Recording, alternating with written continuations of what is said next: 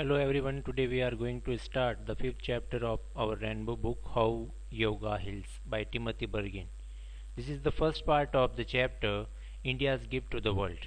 आज हम लोग पांचवा जो अध्याय है भारत की विश्व को देन, उसका जो पहला पार्ट है योगा किस प्रकार से हमें स्वस्थ रखता है, योगा के क्या फ़ायदे हो सकते हैं उसके बारे में पढ़ने जा रहे हैं, जिसकी रचना की है टिमोथी बर्जिन ने। मैं पुनः आप लोगों के लिए इसी प्रकार से महत्वपूर्ण नोट्स के साथ मैं आया हूँ। एक बार आपसे फिर से अनुरोध, अगर आपने चैनल को सब्सक्राइब नहीं किया है तो ज़रूर कर दीजिए। इसी प्रकार के चैप्टर संपूर्ण टॉपिक जो है मैं आपको इसमें कवर करवाने वाला हूँ। आरबीएसई 12th के विद्यार्थियों को इंग्लिश का संपूर्ण कोर्स और साथ ही साथ दूसरे अन्य विषयों के महत्वपूर्ण टॉपिकों को भी दूसरी क्लासेस के लिए भी, कॉम्पिटिटिव क्लासेस के लिए भी लेकर के आने वाला हूँ। चलिए बिना किसी देरी के आज का अपना टॉपिक प्रारंभ करते हैं, how yoga hills. About the lesson, सबसे पहले देखते हैं ये चैप्टर है किस बारे में। How yoga heals, written by Timothy Burgin. Timothy Burgin is himself is a yoga teacher, yoga instructor and founder of the basics yoga. आप स्वयं जो है बेसिक्स योगा के जो है फाउंडर है, अमेरिकन है आप, और योगा के बहुत अच्छे जानकार भी हैं अमेरिकन योगा के।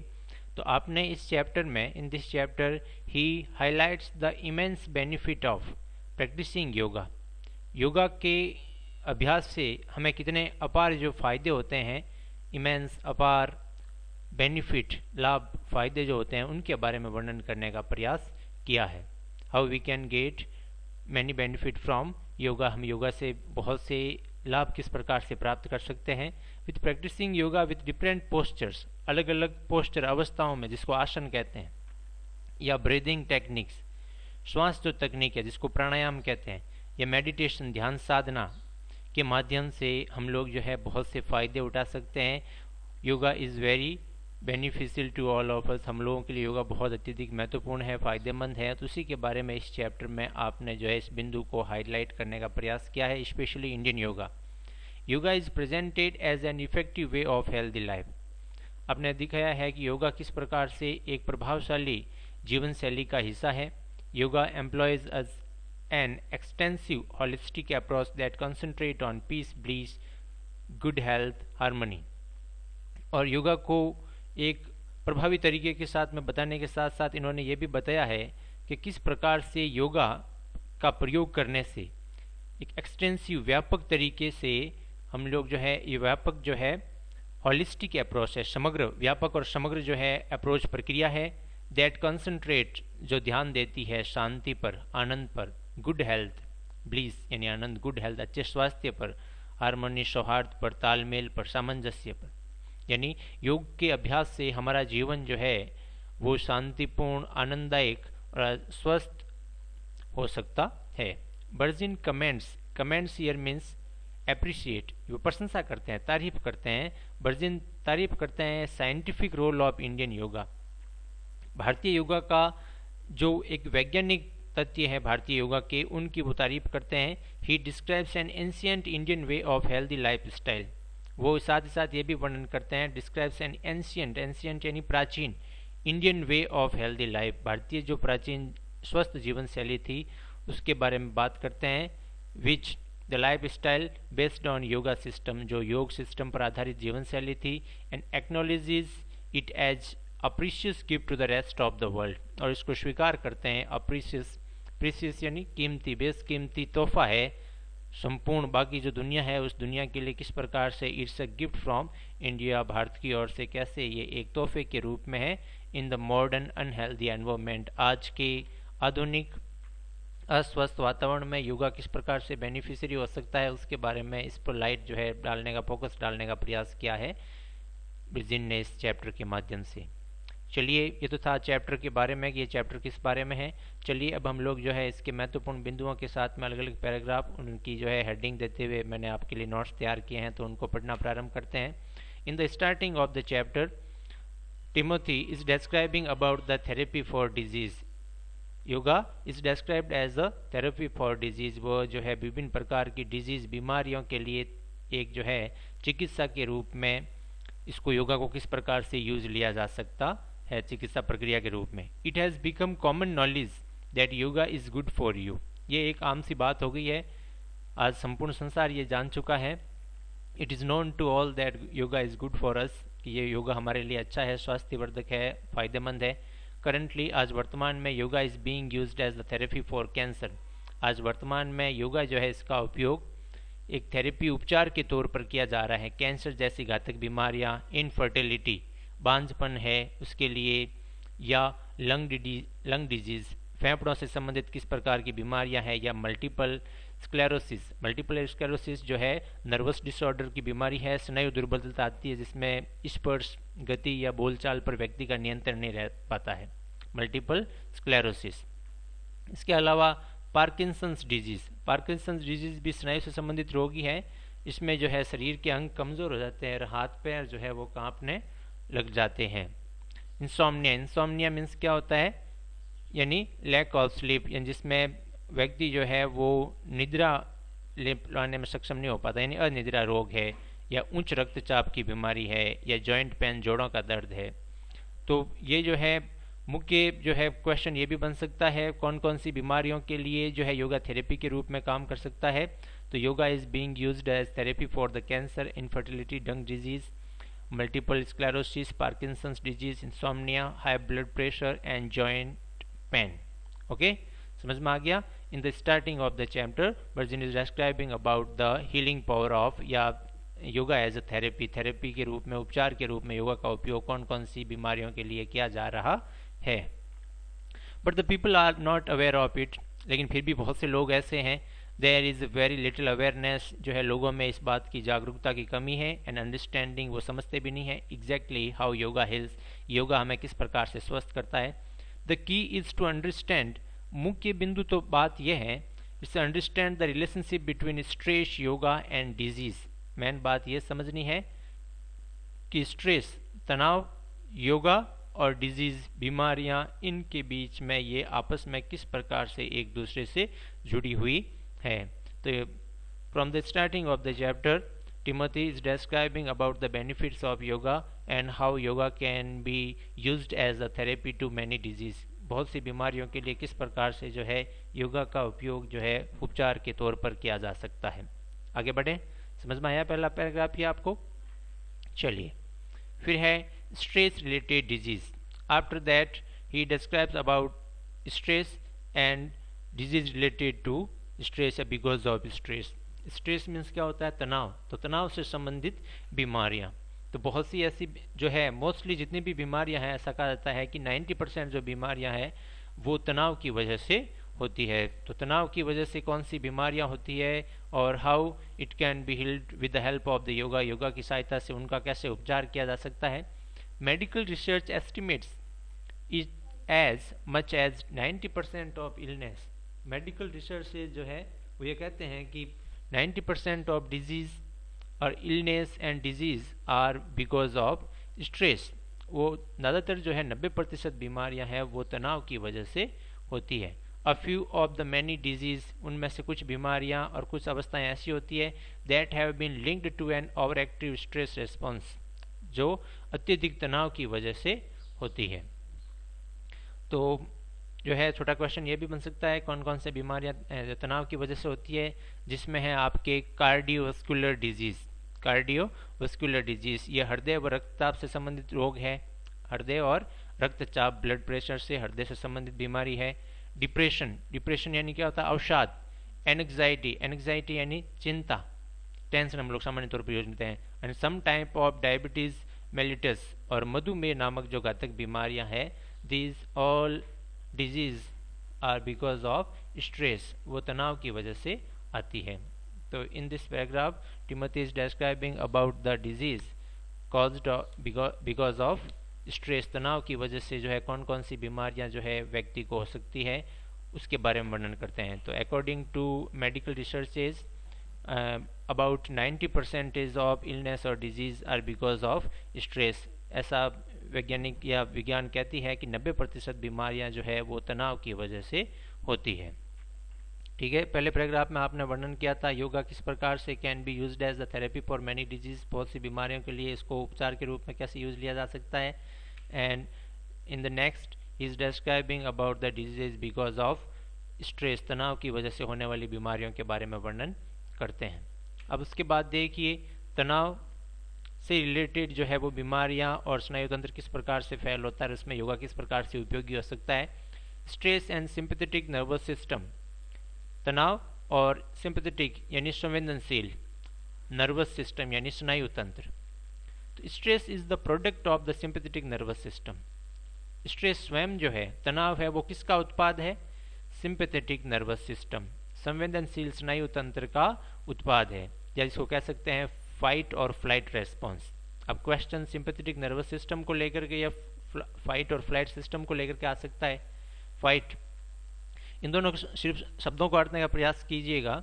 यानी फाइट यानी या तो अपने क्या करना है, मुकाबला करना है, लड़ना है, या फ्लाइट, फ्लाइट यानी फ्लीबल यानी फ्ली हो जाना यानी भाग जाओ, या तो मुकाबला करो या भाग जाओ। ऐसी अवस्था जिसमें व्यक्ति के सामने जब ऐसी कोई परिस्थिति आती है तो वो या तो उससे सामना करता है या भाग जाता है। तो वो जो है योग तनाव है, इसी अवस्था उसी स्टेज का ही एक प्रोडक्ट है जिसको सिंपैथेटिक नर्वस सिस्टम या फाइट और फ्लाइट रेस्पॉन्स कह सकते हैं।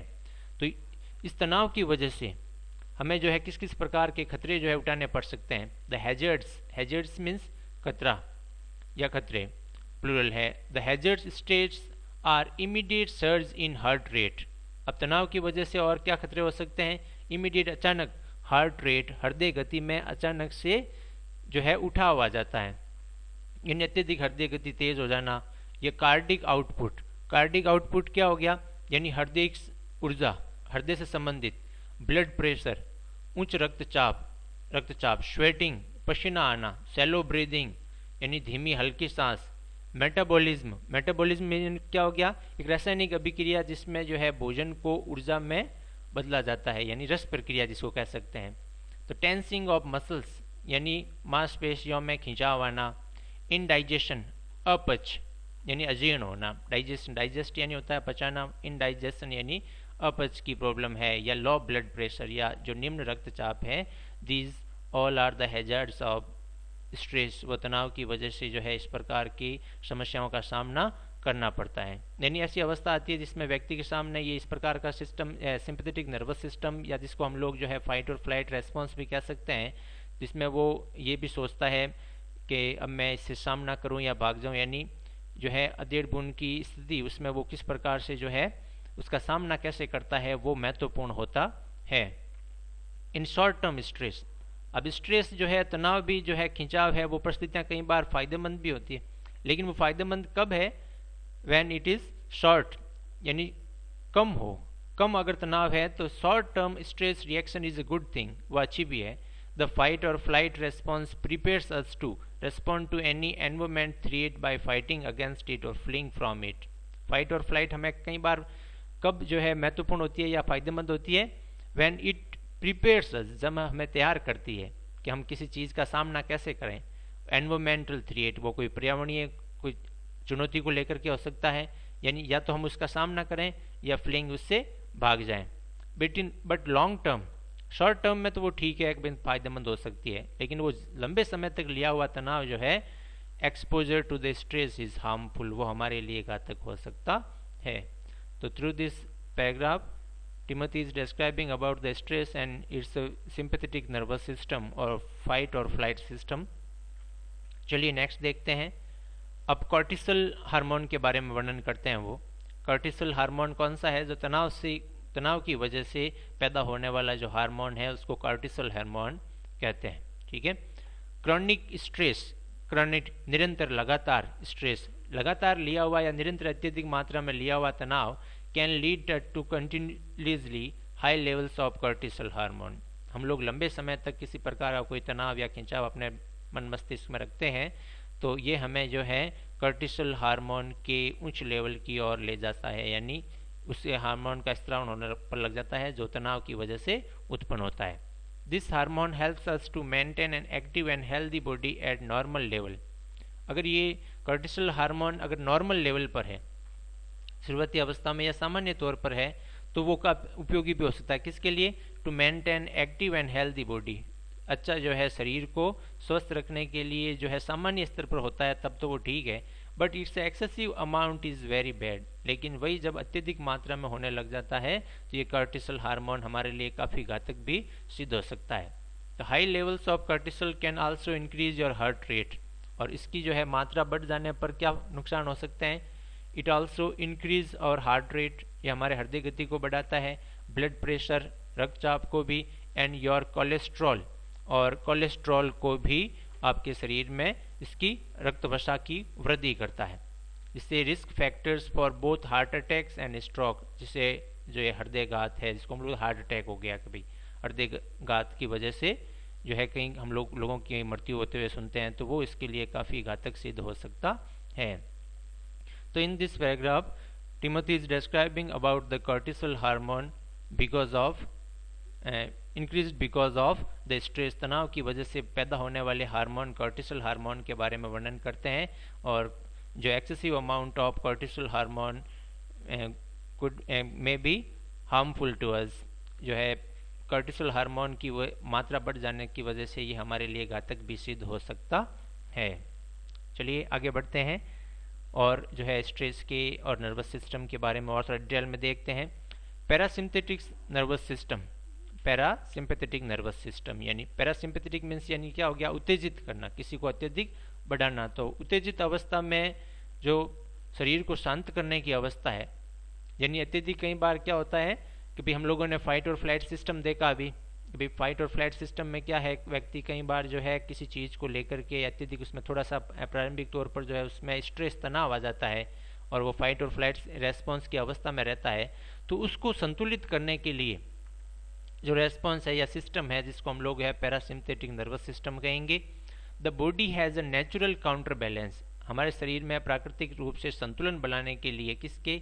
फाइट और फ्लाइट को संतुलित करने के लिए जो सिस्टम है, this system is called the parasympathetic nervous system, या रिलैक्सेशन रेस्पॉन्स भी कह सकते हैं। रिलैक्सेशन, रिलैक्स हम लोग किसको कहते हैं? शिथिलता, यानी थोड़ा सा आराम मिलना, यानी रेस्ट करना, रेस्ट एंड, और इससे पैरासिम्पथेटिक या नर्वस सिस्टम या रिलैक्सेशन रेस्पॉन्स को हम लोग अन्य नाम में जो है रेस्ट और रिन्यू सिस्टम भी कह सकते हैं। रेस्ट और रिन्यू सिस्टम में क्या अत्यधिक जो उत्तेजना बढ़ गई है तो उस अवस्था में थोड़ा सा जो है आराम या शिथिलता प्रदान करने की जो अवस्था है वो पैरासिम्पथेटिक नर्वस सिस्टम या रिलैक्सेशन रेस्पॉन्स कहलाएगा। The parasympathetic nervous system becomes activated, ये पैरासिम्पथेटिक नर्वस सिस्टम एक्टिवेट कब होता है? व्हेन द थ्रेट और स्ट्रेसर हैज पास्ड और एंडेड, जब व्यक्ति में आया हुआ किसी प्रकार की चुनौती या उसका जो तनाव है जब वो गुजर जाता है या तनाव खत्म हो जाता है। But it can also be consciously activated by deepening the breath and by relaxing the skeletal muscles. अत्यधिक तनाव कई बार होता है या तो उसके खत्म होने के बाद ये जो है रिलैक्सेशन रेस्पॉन्स आएगा, एक तो एक्टिव इस तरीके से होगा, और दूसरा जो तरीका है but it can also be consciously activated, इसको एक्टिवेट किया जा सकता है बाय डीपनिंग द ब्रेथ, गहरी सांस लेकर के, या रिलैक्सिंग द स्केलेटल मसल्स, अपने जो शरीर की हड्डियों से जुड़ी हुई जो मसल्स हैं मांसपेशियां, उनको थोड़ा रिलैक्स करने पर जो है हम लोग थोड़ा सा इसको रिलैक्स यानी थोड़ा सा आरामदायक अवस्था में पहुंचा करके जो है रिलैक्सेशन रेस्पॉन्स या पैरासिम्पथेटिक नर्वस सिस्टम को एक्टिवेट किया जा सकता है। तभी हम लोग कई बार बोलते हैं कि अत्यधिक कई बार व्यक्ति अत्यधिक क्रोध में होता है, अत्यधिक तनाव में होता है, तो इसकी थेरेपी फिर क्या है कि तो ठंडी जो है सांस छोड़ी, गहरी सांस अंदर लीजिए। तो गहरी सांस अंदर लेने से डीप ब्रीदिंग और थोड़ा शरीर को जो है रिलैक्स जो है अवस्था में डालने से हम लोग जो है अत्यधिक स्ट्रेस को कम कर सकते हैं। और इससे क्या फ़ायदा होता है? इट लॉवर्स ब्लड प्रेशर, रक्तचाप जो है वो सामान्य होता है, हार्ट रेट हृदय गति सामान्य होती है, एंड रेस्पिरेशन, रेस्पिरेशन यानी क्या होता है? श्वास क्रिया, यानी श्वास की गति कह सकते हैं, सांस की जो रफ्तार है वो सामान्य होती है। अत्यधिक हम लोग कई बार देते हैं अत्यधिक क्रोध या तनाव की वजह से व्यक्ति का रक्तचाप का भी बढ़ जाता है, हृदय गति और श्वास की गति भी बढ़ जाती है। तो ये जो है रिलैक्सेशन रेस्पॉन्स या पैरासिम्पथेटिक नर्वस सिस्टम जो है वो इनको लॉवर्स यानी कम करता है, ब्लड प्रेशर को, हार्ट बीट को और रेस्पिरेशन को। तो digestion and elimination are allowed to be stimulated and blood is free to travel. और पैरासिम्पथेटिक नर्वस सिस्टम से और क्या फायदे हो सकते हैं? डाइजेशन, पाचन प्रक्रिया अच्छी होती है। एलिमिनेशन, एलिमिनेशन यानी क्या हो गया? मल त्याग, यानी डाइजेशन पाचन क्रिया और मल त्याग जो है are allowed to be stimulated, they उन्हें are allowed to be stimulated यानी प्रेरित करती है।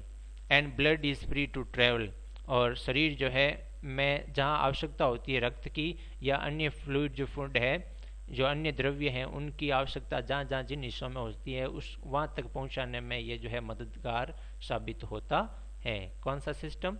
रिलैक्सेशन रेस्पॉन्स या parasympathetic nervous system. This is necessary for good health, अच्छे स्वास्थ्य के लिए ये बहुत ज़रूरी है। The relaxation response is also known as rest and renew stage. इस रिलैक्सेशन रेस्पॉन्स को और अन्य किस नाम से जान सकते हैं? रेस्ट और रिन्यू।